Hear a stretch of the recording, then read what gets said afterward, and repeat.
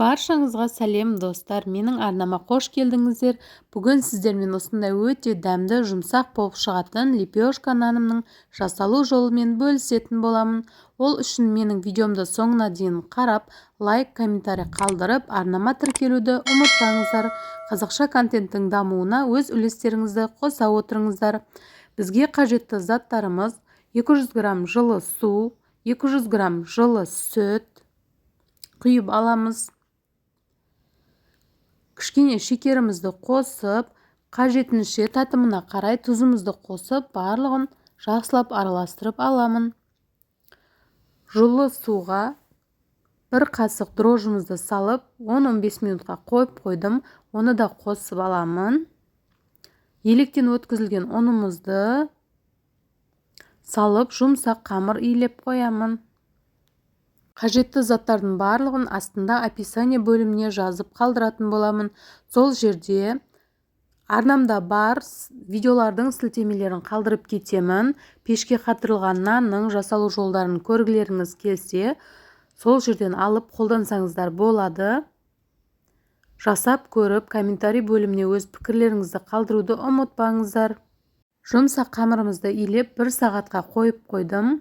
Одан кейін кішкене зуалар жасап, осылай қамырымызды жайып аламыз. Тапамызға жайғаннан кейін тағы да 10-15 минутқа тындырып қоятын боламын. Сол кезде нанымыз көтеріліп, әдемі жұмсақ болып піседі.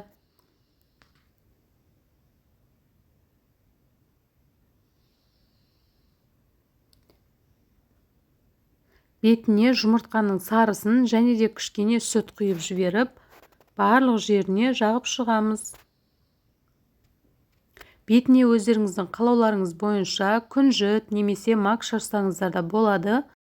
Достар, мен өзімнің инстаграм парақшамды да қалдырып кеттім. Сол жаққа өтіп, тіркеліп алсаңыздар да болады. Жаңа видео шыққан кезінде айтып отыратын боламын. Сол кезде видеоларымды өткізіп алмай қарап отырасыз. Мен бетіне күнжіт шашамын. Нанымызды 10-15 минутқа қойып қойғаннан кейін 180 градуста 15-20 минутқа пешкімізге пісіріп аламыз. Осындай өте дәмді, жұмсақ нан шығады.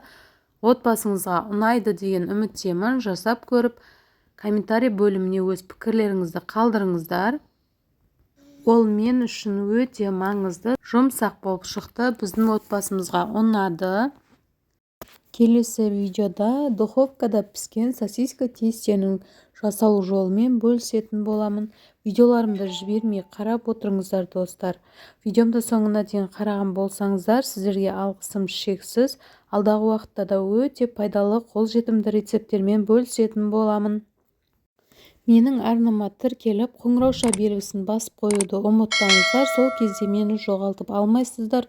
Сіздермен бірге болған Сандуғаш. Келесі видеода кездескенше қош сау болыңыздар.